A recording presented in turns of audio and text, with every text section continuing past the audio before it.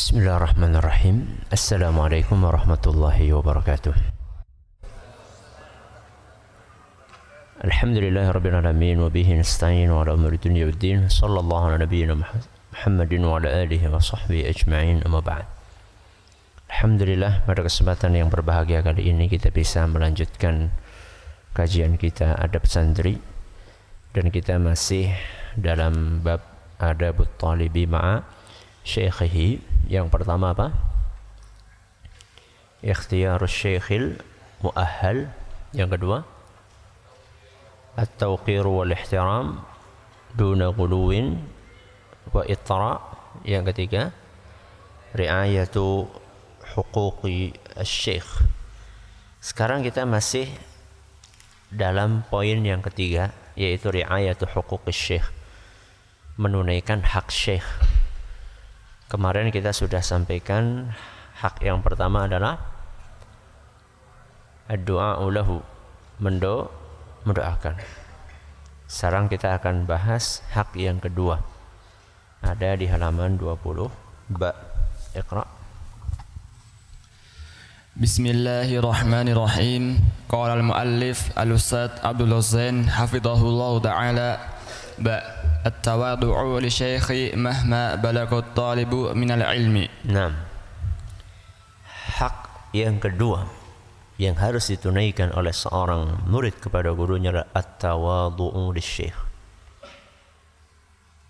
Bersikap rendah hati di hadapan syekh.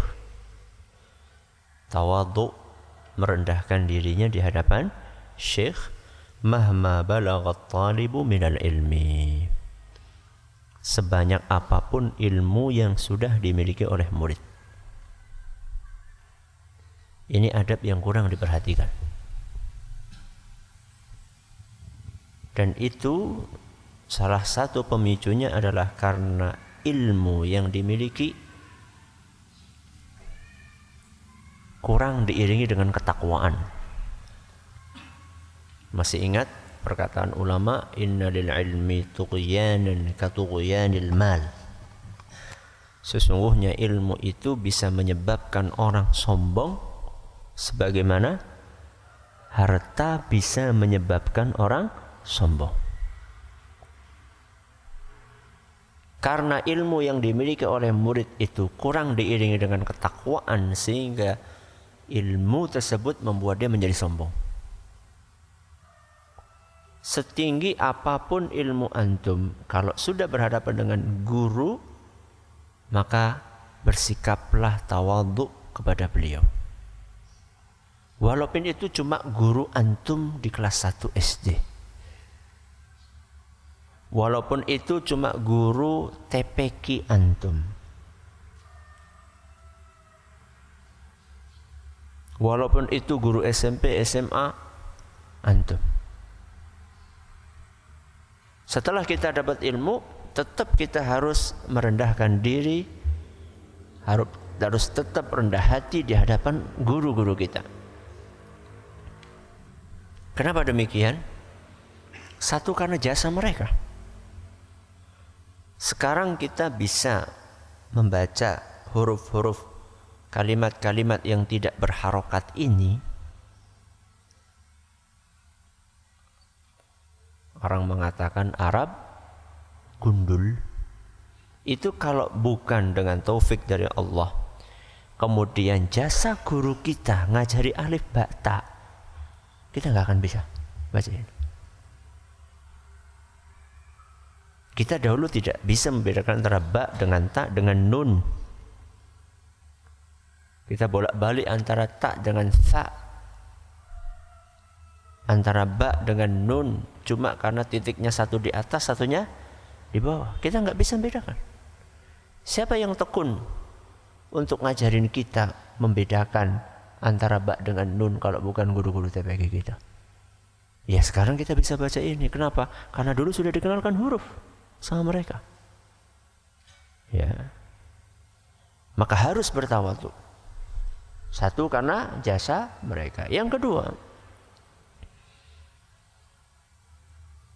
karena ilmu yang bermanfaat adalah ilmu yang membuat orang yang memilikinya rendah hati. Ilmu yang bermanfaat adalah ilmu yang membuat pemiliknya rendah hati. Semakin tinggi ilmunya, maka dia akan semakin tawadhu. Itulah ilmu yang bermanfaat. Kalau orang semakin tinggi ilmunya, dia semakin sombong, berarti ilmunya tidak bermanfaat. Dalam pepatah bahasa Indonesia itu, dalam bahasa Indonesia itu ada istilah tong kosong nyaring bunyinya. Kenapa nyaring? Kenapa banyak ngomong? Karena kosong. Kebalikannya, padi semakin berisi semakin merunduk. Ya. Orang semakin tinggi ilmunya, semakin bermanfaat ilmunya, maka dia akan semakin merunduk.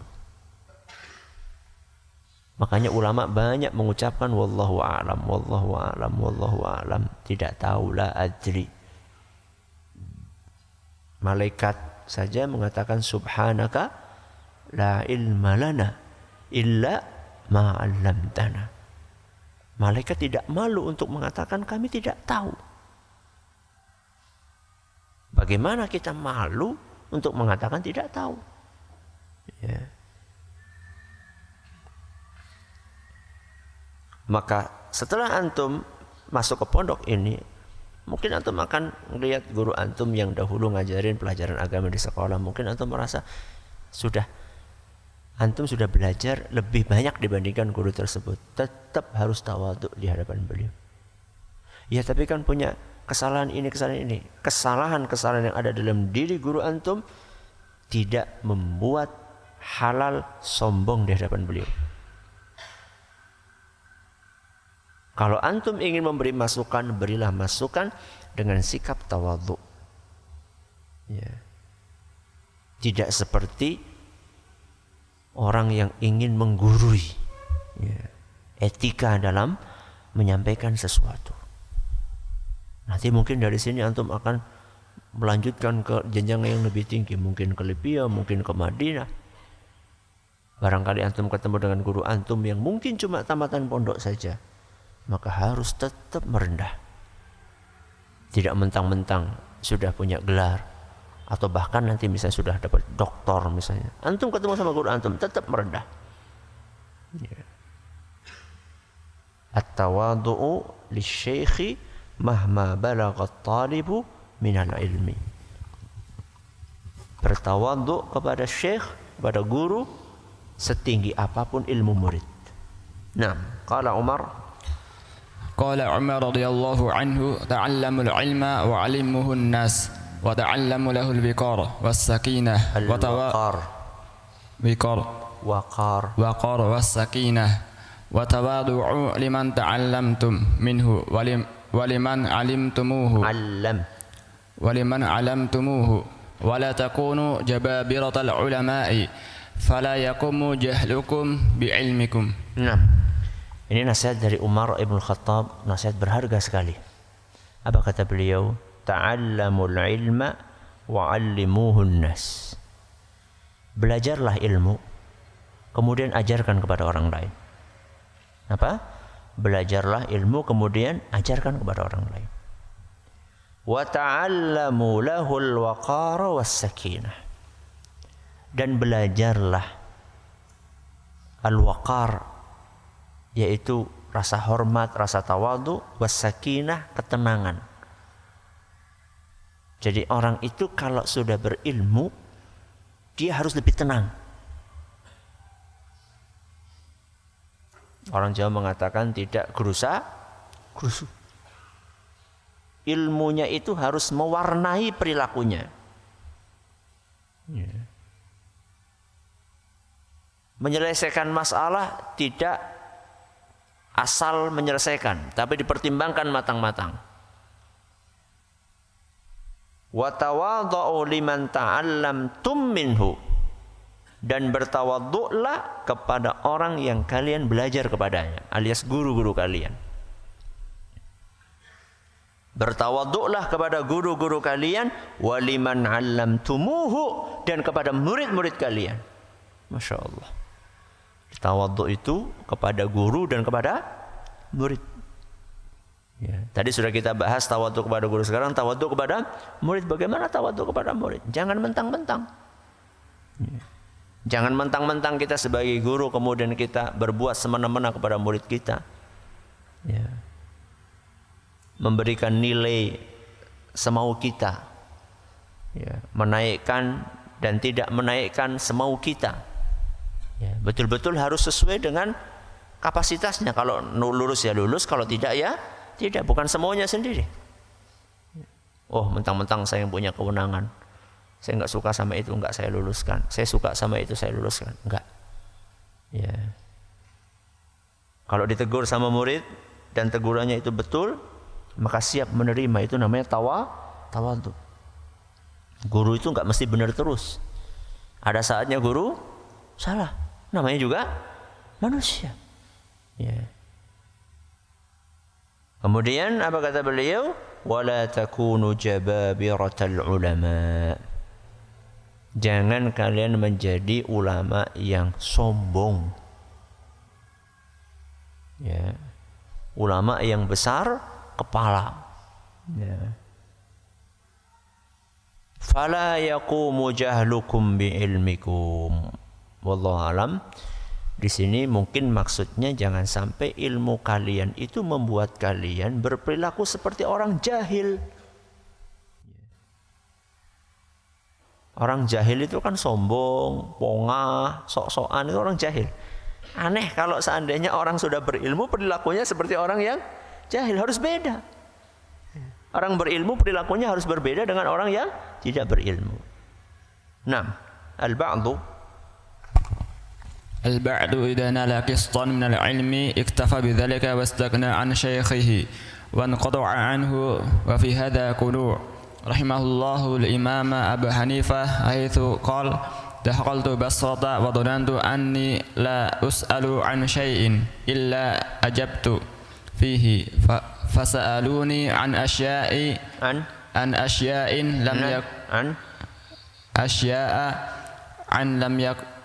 لم يكن عندي فيها جواب فجعلت على نفسي ألا أفارق حماد حتى يموت فصحبته 18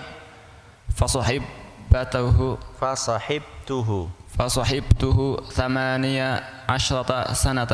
Nah, ini contoh dari Imam Abu Hanifah. Jadi Imam Abu Hanifah itu ketika masuk ke kota Basrah, beliau merasa kayaknya pertanyaan apapun yang ditanyakan kepadaku, aku bisa jawab. Beliau wajar punya perasaan seperti itu, karena sudah belajar lama, ya wajar. Kalau baru tamat tunas ilmu punya perasaan itu yang nggak wajar. Ini beliau sudah malang melintang, berguru kemana-mana. Beliau pikir pokoknya apapun pertanyaan saya akan bisa jawab. Ternyata beliau menghadapi kasus bolak-balik berkali-kali, ternyata nggak bisa jawab. Maka apa kata beliau? Faja'altu ala nafsi alla ufariqa Hammad hatta yamut. Maka aku berazam, bertekad tidak akan pernah meninggalkan majelisnya Hammad. Hammad itu siapa? Gurunya. Hammad bin, kemarin sudah. Hammad bin, kemarin barusan di atas sudah ada tulisannya Hammad bin Abi Sulaiman. Ya, karena Hammad banyak. Ya, Hammad banyak. Salah satunya gurunya Imam Abu Hanifah, namanya Hammad bin Abi Sulaiman. Maka aku berazam, bertekad tidak akan pernah meninggalkan majelisnya Imam Hammad bin Abi Sulaiman hatta yamut. Kapan berhentinya? Kalau sudah meninggal. Fasahibtuhu 18 sanah. Maka aku tetap berguru kepada Imam Hammad selama 18 tahun. Itu beliau sudah jadi ulama loh. Sudah jadi ulama. Tidak gengsi. Jadi jangan sampai antum kemudian gengsi. sudah tamat dari pondok, ada di majelis orang yang mungkin menurut kita itu ilmu di bawah kita, jangan gengsi. Kita di Madinah, di Saudi itu melihat para ulama-ulama besar, Syekh bin Baz, ya, Syekh Abdul Muhsin Al-Abbad, itu mereka duduk di majelis, ya, orang-orang yang levelnya itu bukan muridnya beliau, tapi murid-muridnya beliau. Jadi Syekh bin Baz punya murid, muridnya ini punya murid lagi. Itu mereka mau duduk di majelis itu. Ya. Nah kita, apa ilmu kita ini? Gak ada apa-apanya. Maka jangan sampai ilmu itu menimbulkan kesombongan. Ya. Walaupun kita sudah tahu ilmu tersebut. Mungkin antum di kelas yang baru masuk di sini, mungkin antum sebelum masuk ke sini mungkin sudah belajar nahwu, sebagian sudah belajar shoroh. Ya, ketika antum ketemu dengan pelajaran-pelajaran yang mungkin diajarkan aqsamul kalam, itu mungkin sudah pernah, atau antum sudah belajar sedikit tentang tauhid, pembagian tauhid menjadi 3. Jangan mentang-mentang sudah belajar kemudian antum merasa saya tidak akan menemukan sesuatu yang baru. Waspada. Itu bisa termasuk kesombongan. Maka posisikan diri kita betul-betul seperti orang tidak tahu. Kalau kita memposisikan seperti itu, maka insya Allah ilmu itu akan cepat masuk. Banyak orang itu mengumpamakan seperti gelas. Ya, kalau kita merasa gelas sudah penuh, maka ketika dimasukkan pasti akan meluap, nggak masuk ilmunya. Ya. Antum sudah belajar tajwid, antum sudah belajar makharijul huruf, antum merasa ini pelajaran sudah lewat. Itu akan seperti itu. Ketahuilah bahwa sebanyak apapun yang kita pelajari, akan ada ilmu-ilmu baru yang belum kita ketahui. Wa fawqa kulli dhi ilmin alimun. Di atas orang yang berilmu pasti ada yang lebih tinggi lagi ilmunya. Ya. Dulu anak ketika tamat S1 kemudian masuk ke S2 diajarin materi tauhid lagi. Kelas 1 tauhid, kelas 2 S2 belajar tauhid lagi. Ternyata banyak pembahasan-pembahasan yang kita belum tahu. Ya. Jadi setiap ilmu itu selalu ada kakaknya, ada level di atasnya selalu. Ya. Maka jangan merasa besar kepala dengan apa yang sudah kita dapatkan di pondok kita yang lama, kemudian masuk ke sini kita merasa level rendah, jangan. Ya. 6. Qala al-Imam Malik rahimahullah, lamma ajma'tu tahwilan an majlisi Rabi'ah syaikhihi jalastu ana wa Sulaiman ibnu Bilal في ناحية المسجد فلما قدم ربيعة ابن أبي عبد الرحمن من مجلسي عدل إلينا وقال يا مالك تلعب بنفسك زفنت وصفك لك سليمان زفنت وصفك لك سليمان وصفق لك سليمان أبلغت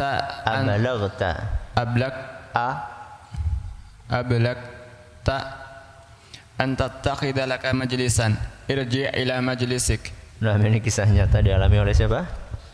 Imam Malik. Jadi Imam Malik itu kan sudah berguru sama gurunya namanya Rabi'ah. Ya, sudah berguru lama sama gurunya Rabi'ah. Makanya Imam Malik ini merasa sudah saatnya beliau ngajar. Maka di Masjid Nabawi pun beliau bikin majelis sendiri. Bikin apa? Majelis sendiri. Siapa muridnya? Temannya namanya Sulaiman. Namanya Sulaiman ibnu Bilal. Jadi Imam Rabi'ah di pojok sini, Imam Malik di pojok sana. Sudah muridnya temannya yaitu Sulaiman bin Bilal. Maka Imam Rabi'ah itu ketika selesai ngisi pengajian, beliau ngelihat, loh kok nggak hadir, nggak hadir majelis beliau, tapi malah bikin majelis sendiri. Maka didatangi sama Imam Rabi'ah dan berkata, ya Malik, tal'ab bi nafsik, ente mainan ente. Ya, kira-kira bahasanya seperti itu. Zanafta wa safiqa laka Sulaiman, ente duduk sendiri di situ, kemudian yang jadi penyoraknya, ya, yang jadi penyoraknya Sulaiman, maksudnya yang dukung kamu gitu ya. Abalagta an tattakhidha laka majlisan, apa kamu merasa sudah sampai saatnya untuk bikin majelis sendiri? Irji ila majlisi, ayo pulang lagi, duduk lagi sini, ya, suruh belajar lagi. Imam Malik ini imam ini, ya, bukan sembarang, bukan anak kelas 1 tunas ilmu, bukan, imam ini, imam, ya. Nah, beliau tentu nurut beliau. Nah, bagaimanapun juga tetap guru itu harus dihormati. Dan jangan dipahami dari kisah ini bahwa kita ini nggak boleh ngisi pengajian kalau memang sudah saatnya diminta, bukan. Akan tetapi ini mengajarkan kepada kita bahwa ada saatnya kita harus hadir di majelisnya para ulama. Kurang etis, kurang etis. Seandainya kita ada ustadz kita bikin majelis, kemudian kita bikin majelis sendiri, apalagi di tempat yang sama, itu kurang etis. Ya, kurang etis. Ustadz di Madinah kan ada seperti iya, tapi kan tempatnya jauh. Jadi jangan dipikir Masjid Nabawi saat ini seperti Masjid Nabawi di saat itu. Kalau di saat ini antum berada di sini, majelisnya di sana, pakai mic nggak kedengaran suaranya. Di sini pakai mic, di sana pakai mic, itu suaranya nggak tabrakan, saking apanya? Saking luasnya. Ya. Sehingga kalau kita masuk ke Masjid Nabawi sekarang, di mana-mana ada majelis pada maghrib itu, di sini ada majelisnya Syekh Fulan, di sana ada majelisnya Syekh Fulan, ada majelisnya Syekh Fulan, dan mungkin Syekh Fulan ini muridnya Syekh ini. Kenapa bikin majelis sendiri? Karena memang sudah saatnya. Kemudian tidak saling suaranya tidak saling benturan. Kemudian masing-masing mengajarkan ilmu yang berbeda. Yang ini ngajarin hadis, misalnya Syekh Abdul Muhsin Al-Abbad ngajarin hadis. Nanti Syekh Ibrahim bin Amir Ar-Ruhaili ngajarin akidah misalnya. Nanti Syekh Ali Nasir Al-Faqihi ngajarin tafsir misalnya, atau akidah juga. Syekh Abu Bakar Al-Jazairi ngajarin tafsir misalnya, atau sirah. Masing-masing punya majelis sendiri-sendiri. Itu tidak ada masalah karena memang sudah saatnya. Yeah. Dan ana berpendapat, ya, kalau misalnya ada seorang ustadz, ya, dari luar kota datang ke kota kita, ya, ngisi pengajian di situ, maka seyogyanya kalau kita punya majelis kita liburkan. Seyogyanya demikian. Ya, kemudian kita arahkan murid-murid kita dan kita sendiri kalau memang bisa untuk menghadiri majelis ustadz tersebut. Karena ustadz itu datang jarang-jarang. Ya. Bisa jadi ustadznya datang setahun sekali, bahkan bisa jadi 5 tahun sekali baru datang. Itu kan kesempatan 1 kali dalam 5 tahun. Kenapa kita tidak liburkan pelajaran kita yang memang pengajian kita yang rutin setiap pekan, kita liburkan. Kemudian kita ajak murid-murid kita hadir di situ. Supaya apa? Supaya murid-murid kita juga punya guru yang lain. Kalau punya guru yang lain, manfaatnya apa? Jadi tidak fanatik. Ada sebagian orang menikmati fanatiknya murid kepada dia. Ini penyakit ini. Ada sebagian orang menikmati, senang punya murid yang fanatik. Ini penyakit. Harusnya kita sedih. Harusnya kita sedih kalau punya murid yang fanatik. Ya. Karena itu bahaya. Lama-lama fanatik, lama-lama apa? Kultus. Ya, bahaya. Maka supaya tidak itu, biarkan murid kita itu memiliki guru yang lain. Ya. selain berguru kepada kita. Yang penting ahlu sunnah. Nah, inna ba'dun nasi bimujaradi ma tatafaffaru ladaihi al-ashratu ashrita wal kutub yanqadi'u 'an halaki dzikri hilaki dzikri wa 'an durusil masyayikhi wa yaqul ana bihamdillahi atalaqqal ilma bisyariti wa bisyarati wa bil baiti wa atalaqqal ilma من الإذاعة وعن طريق الجرائد والمجلات التي فيها شيء من العلم الشرعي إلى آخره وليس هناك حاجة لأن أتكبد المشاق وأجلس على ركب العلماء على ركب العلماء وهذا قول خطير بل لو استمر الناس على هذا فسيخرج جيل ليس عنده علم ولا عنده فقه ولا يفقه من الدين إلا من تهواه النفس وقد استغنى كثير من المثقفين والشباب بهذا الوسائل عن المشايخ بالقصور وتقصير ويتهمونهم بعدم إدراك الواقع إلى آخره من الأمور التي هي من سمات أهل الأهواء. Nah, ini beliau sedang saya nukil dari sebuah makalah. Sebuah buku beliau sedang menyoroti fenomena di mana ada sebagian orang itu kalau sudah punya buku, sudah punya fasilitas belajar lewat televisi, lewat radio, lewat Mbah Google, ya, Syekh Google, ya, itu dia merasa sudah nggak perlu lagi hadir majelisnya para ustadz, para ulama. Ini bahaya. Ini bahaya. Karena hadir di majelisnya para ustadz, para ulama itu bukan hanya belajar ilmu, tapi belajar adab. Ya. Syekh Google itu nggak ngajarin adab. Ya, nggak ngajarin adab. Mungkin antum kalau nyari, kalau antum searching di internet, mungkin antum bisa mendapatkan lebih banyak keterangan dibandingkan apa yang disampaikan oleh guru. Tapi antum tidak belajar adab di situ. Antum belajar adab dari guru. Ya.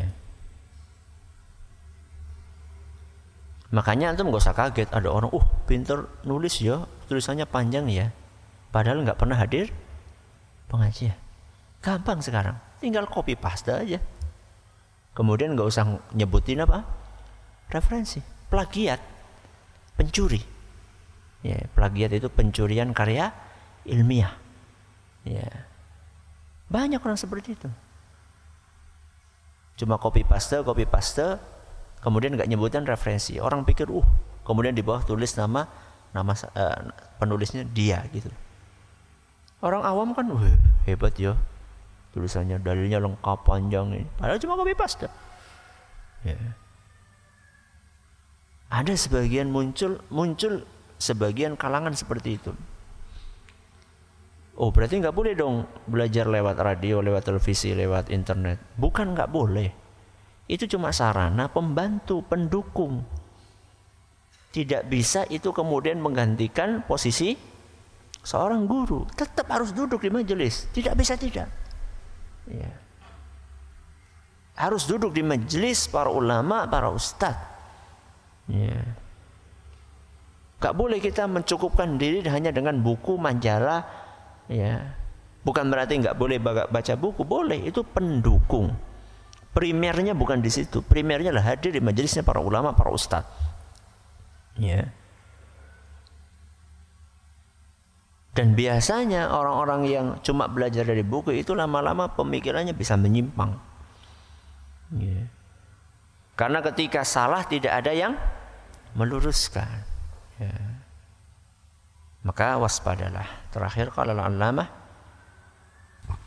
Qala al-alamatu ibnu Jama'ah rahimahullah fa'ala talibil ilmi an yanqada li shaykhihi fi umurihi fayakunu ma'ahu kal maridi ma'a tabibil mahir فيشاوره فيما يقصده ويتحرى رضاه فيما يعتمده. Qala al-Allamah Ibnu Jama'ah, ini yang kemarin sempat ana singgung rahimahullah, fa'ala talibil ilmi ay yanqada li syaikhihi fi umuri. Hendaklah seorang santri itu nurut sama gurunya. Konsultasi sama gurunya. Mau mengambil langkah apa, konsultasi. Ya, jangan jalan sendiri.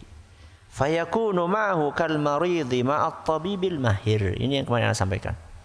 Hendaklah sikap dia kepada gurunya seperti sikap seorang yang sakit di hadapan dokter yang ahli. Dokternya ngasih saran kayak gini, nurut atau tidak?